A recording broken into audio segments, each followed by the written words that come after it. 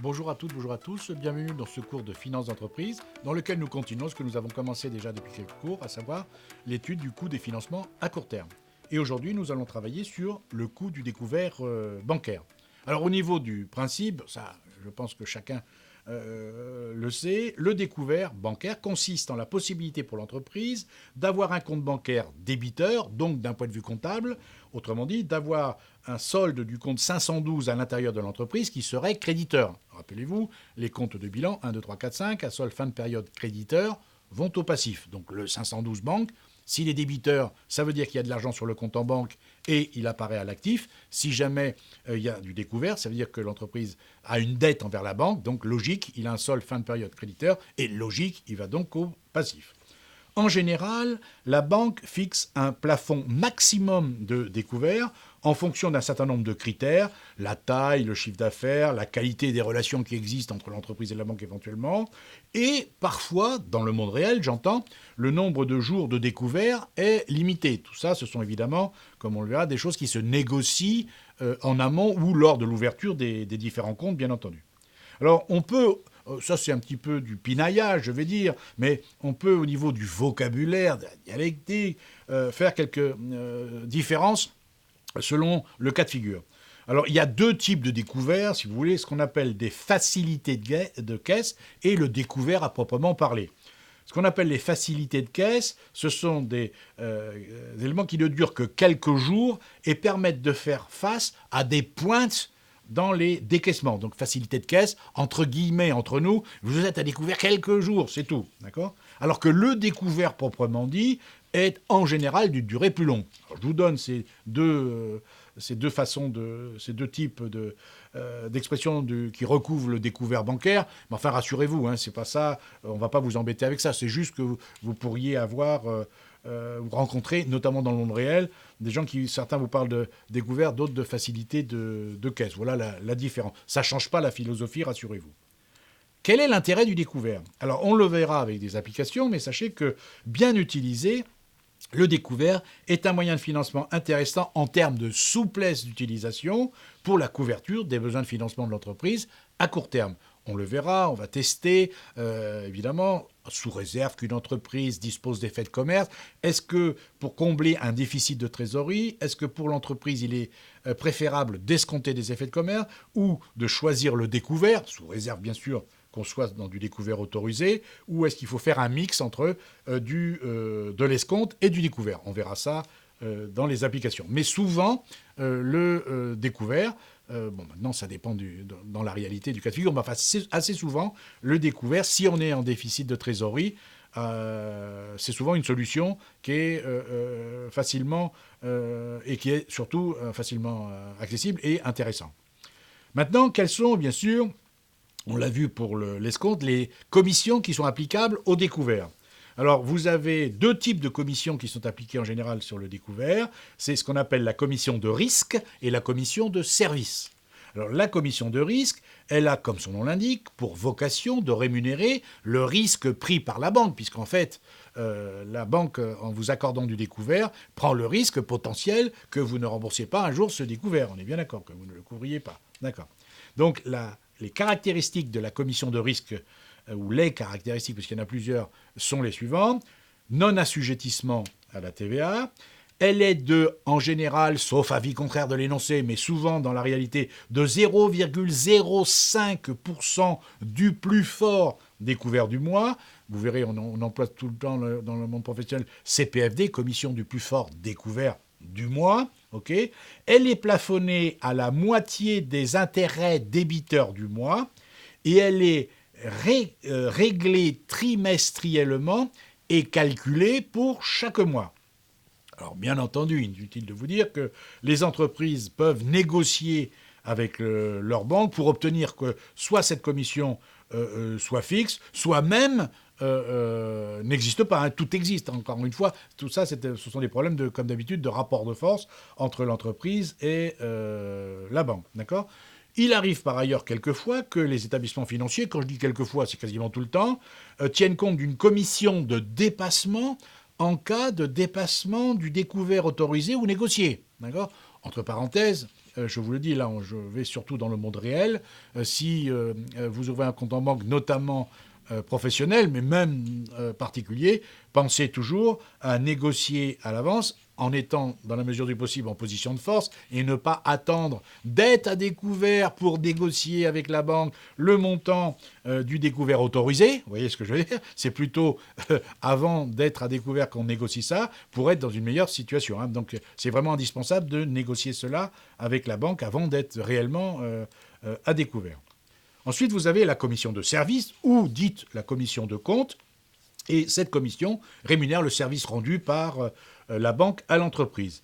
Elle est calculée sur le montant des opérations inscrites au débit, et son taux est souvent de 0,025%. Alors là, bien sûr, rien à apprendre par cœur, évidemment, dans le cadre d'un énoncé. Si on veut vous embêter avec ça, en annexe, on vous donnera forcément les taux, qu'on soit bien d'accord, il n'y ait pas d'ambiguïté là-dessus.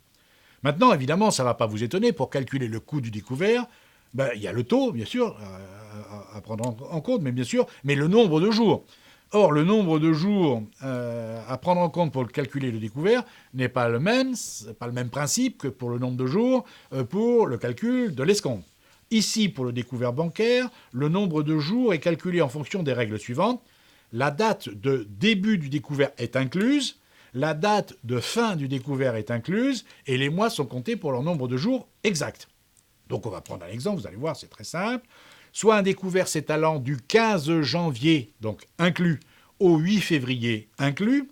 Le découvert, admettons, ça c'est un cas d'école, et c'est ce qui se passe souvent dans le cas d'un examen, le découvert est resté à hauteur de 75 000 € pendant cette période. D'accord ? Vous pensez bien que dans la réalité, c'est pas comme ça que ça se passe. On le verra dans la suite du cours. Dans la réalité, le découvert bouge chaque jour, évidemment. Mais là, je vous dis, et comme ce sera souvent le cas dans le cadre des examens, le découvert est resté à hauteur de 75 000 € pendant cette période du 15 janvier inclus au 8 février inclus. Le taux annoncé par la banque est de 12,75% et la commission du plus fort découvert est de 0,05%. Par ailleurs, une commission de compte de 0,25% est appliquée sur le total du découvert. Première question, calculer le coût réel du découvert. Le coût réel du découvert. Les intérêts, là aussi on fait ce qu'on dit, on dit ce qu'on fait.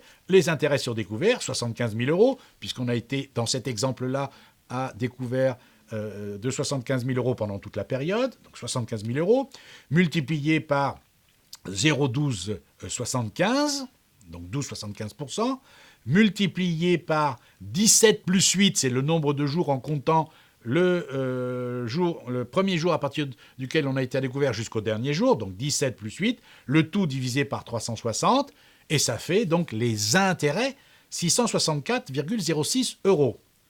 Maintenant, attention au piège, ne vous faites pas avoir, notamment évidemment dans le cadre d'un examen, la commission du plus fort découvert. Attention, ici, la commission du plus fort découvert, elle est de 0,05%. Oui, mais c'est 0,05% par mois. Or, ici, regardez bien, si on reprend l'énoncé, on est à découvert de 75 000 € du 15 janvier au 8 février. Donc la commission du plus fort découvert se calcule par mois, mais vous êtes à découvert pendant 2 mois, sur le mois de janvier et sur le mois de février. On suppose ici que avant le 15 janvier, vous n'étiez pas à découvert, ou si vous étiez à découvert, c'était un montant plus faible que 75 000 €, et on suppose implicitement aussi que à partir du 9 février, vous n'êtes plus à découvert jusqu'à la fin du mois de février, ou si vous l'êtes, à un montant plus faible que 75 000 €. Donc la commission du plus fort découvert, elle est ici, 75 000 €, multiplié par 0,05%, il n'y a pas de souci, multiplié par 2, parce que vous êtes, encore une fois, à découvert de 75 000 € en janvier et en février, ce qui fait donc 75 €. La commission de compte, 75 000 € multiplié par 0,025%, ça fait 18,75. Le coût total du découvert, donc 664,06 les intérêts, plus 75 la commission du plus fort découvert, plus 18,75 la commission de compte, ça fait 757,81 €. Deuxième question, et vous allez voir c'est un petit peu différent, calcul du taux réel du découvert. Rappelez-vous, hein, comme le taux réel d'escompte.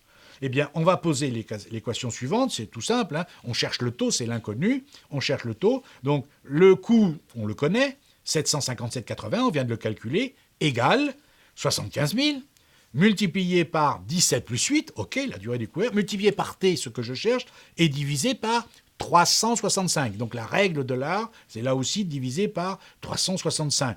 Si jamais vous divisiez par 360 dans le cas d'un examen, je ne vois pas que l'auteur vous dise cette personne ne peut pas être expert comptable, ne peut pas avoir l'examen, tellement c'est scandaleux qu'il a divisé par 360 au lieu de 365. Celui-là, vous me l'envoyez, je vais lui faire un stage, vous voyez, d'accord? Ok, donc rassurez-vous, alors, sauf si c'est précisé dans l'énoncé, bien sûr, d'accord? Donc le taux réel du découvert, du coup, hein, équation premier degré à une inconnue, 14,75%. Alors, quelques remarques. Bien voir qu'ici, et contrairement à ce que l'on fait pour le coût réel de l'escompte, on ne retire pas les frais du montant moyen du découvert.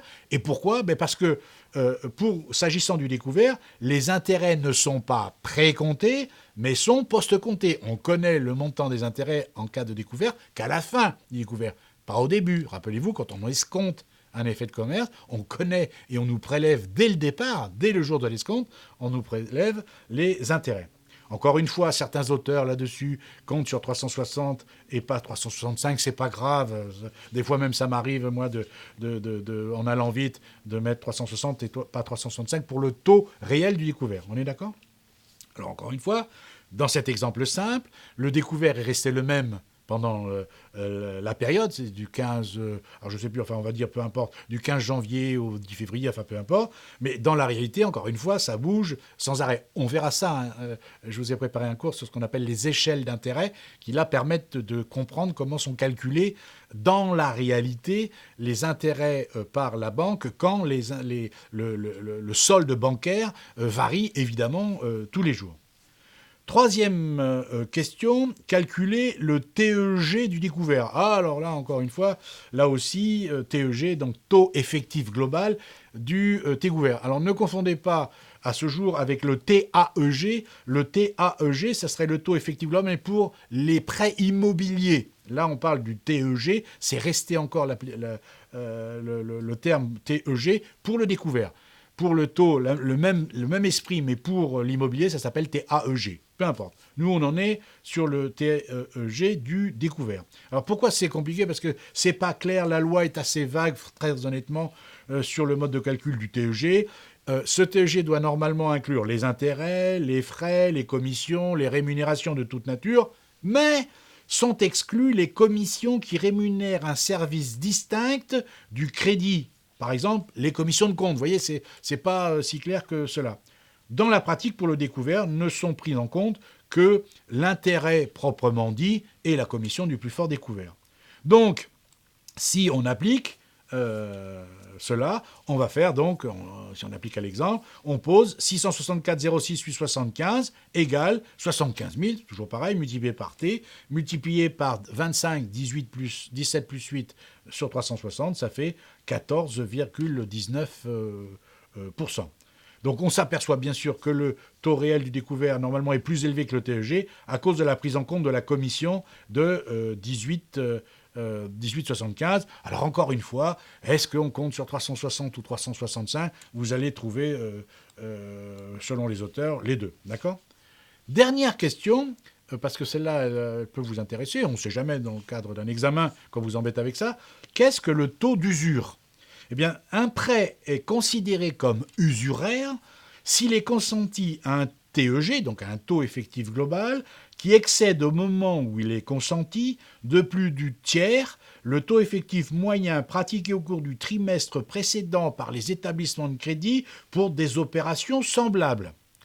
Alors, bien sûr, parce que sinon, on ne va pas demander à chacun de calculer ça, les taux d'usure sont connus par un avis publié au journal officiel, on va dire trimestriellement. Comme ça, il n'y a pas d'ambigu ou mensuellement, on peut le trouver sur Internet. Donc, taux d'usure, d'accord, c'est le taux maximum qu'un établissement ou quelqu'un peut vous prêter pour un crédit qu'il vous a accordé. D'accord ?